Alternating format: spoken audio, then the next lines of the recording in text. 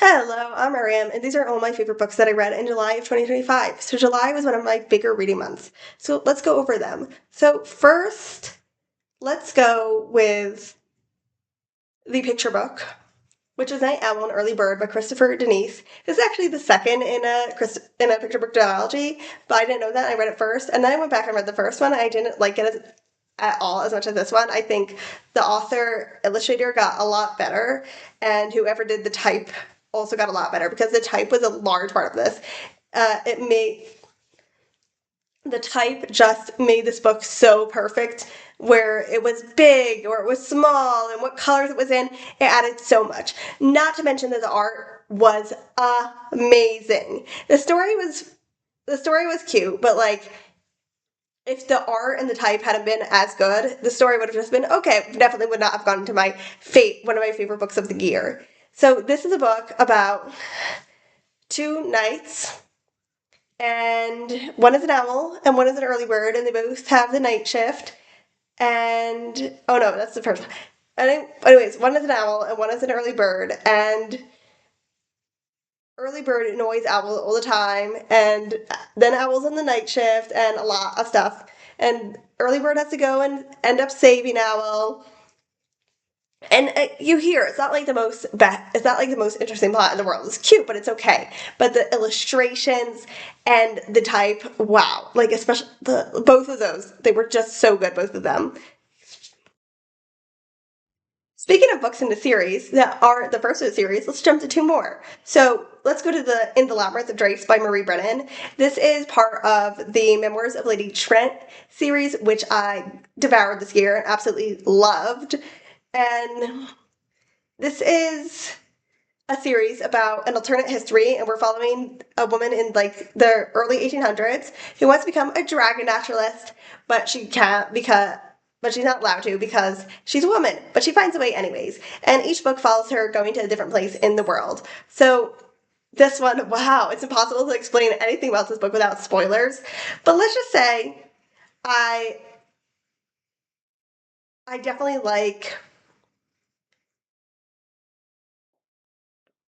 I liked it. We'll just say I liked it. Then there's The Ladies of Grace Adieu and Other Stories by Susanna Clark. This is a book of short stories that all take place in the world of Jonathan Strange and Mr. Norrell. So this is basically a world where magic exists, but it's mostly been forgotten how to be used. Like, people just study it, but they don't know how to use it. And this is a book of short stories that some of the short stories are folk tales, like in the world, like fairy tales and folktales in the world. Some are stories from the time Jonathan Strange and Mr. Norrell take place. Some are stories from way back in the past. And I just really like Susanna Clark's writing. Was every story in here great in my opinion? No, but I really do enjoy Susanna Clark's writing. Moving on to standalones, I read Stoner by John Williams, which is, oh my god, so good. So it's basically a character study, but it's unusual for me in that most character studies I enjoy take place in like a day, and this takes place over years and years and years.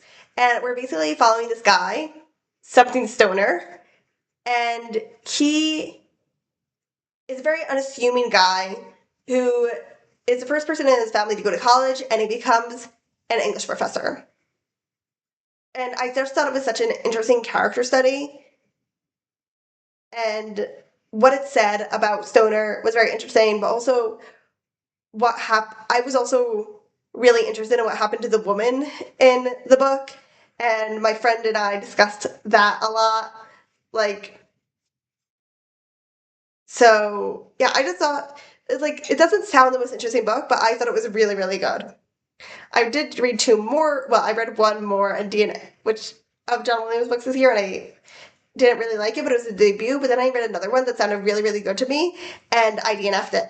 So yeah, that was very disappointing for me.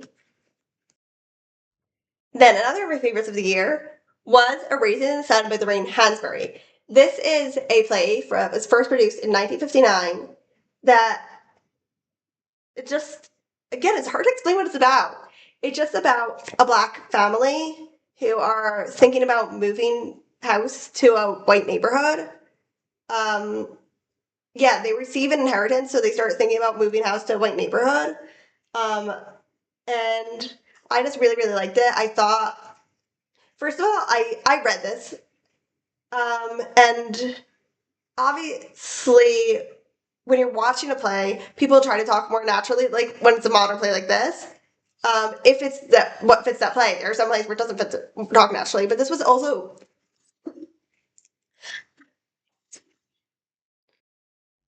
okay. I don't know what I choked on, but this was also written naturally. Like people always leave out like the word "to" a lot. Like um, I'm gonna go to the store. You don't say you go say I'm gonna go to the store, right? Or like they leave out the word the or to or stuff like that. And this was written that way, which I really loved, and I really liked the characters and how each of them reacted to the world they're living in because obviously 1959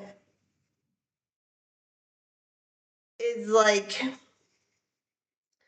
today, like there's racism and stuff and like how did the characters react to that? How it was a lot about I guess how racism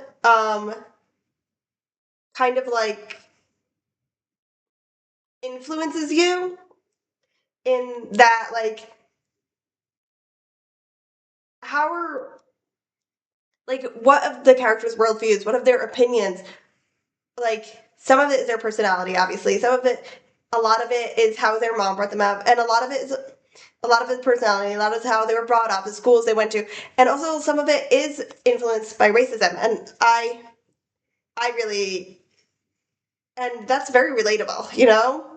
So I really, really like this book. I thought it was this play. I thought it was really, really well written, and oh my god, I just wish like there were a million more exactly like it, but not. You know what I mean? And finally, for a nonfiction book, for Ma's Enigma, the epic quest to solve the world's greatest mathematical problem by Simon Singh. So this is a nonfiction book about math, and I don't like math. So yeah, it's pretty surprising. That's my favorites of a month. But this is basically there was this guy, there was this equation, right? That no one could figure out how to prove that it was true. Right? So in math, like you can say 1 plus 1 equals 2. How do we prove it? Well, I have one thing and I have another thing, and if I count it, it's 1, 2. Obviously, we've all been told how to prove, we've all been taught how to prove that something is a circle or a triangle. So we know that that's not exactly how it works in math. You have to like come up with all formulas based on this and this and this that prove that something is true. So basically, this equation has been around from the time of the ancient Greeks, but no one could prove it was true. And there was this amateur mathematician, Fermat, in the 1700s in France, who said that he had proved it, but there was no room to write it on the margins of the book that he was writing in. So, and then it became a very big thing in the math world. And eventually, in the late 1990s or early 2000s, this guy does prove it. So this book basically, every chapter goes through a little more of the math that eventually went into proving it, plus the mathematicians who worked on the math. And I thought this book did an amazing job explaining the math. First of all, because like I am bad at math. I'm so, so bad at math. And while I don't remember any of it, now that I've finished the book, and it's been months, obviously, but while I was reading the book, I did understand it. Like, obviously, I didn't understand it super deeply or whatever, but I understood it enough to get to the next part. And I also really enjoyed the little biographies of the scientists, and it all felt very connected as well. Like, it didn't feel like, oh, I'm reading unconnected stuff of biographies and math. He showed very well how it all connected together.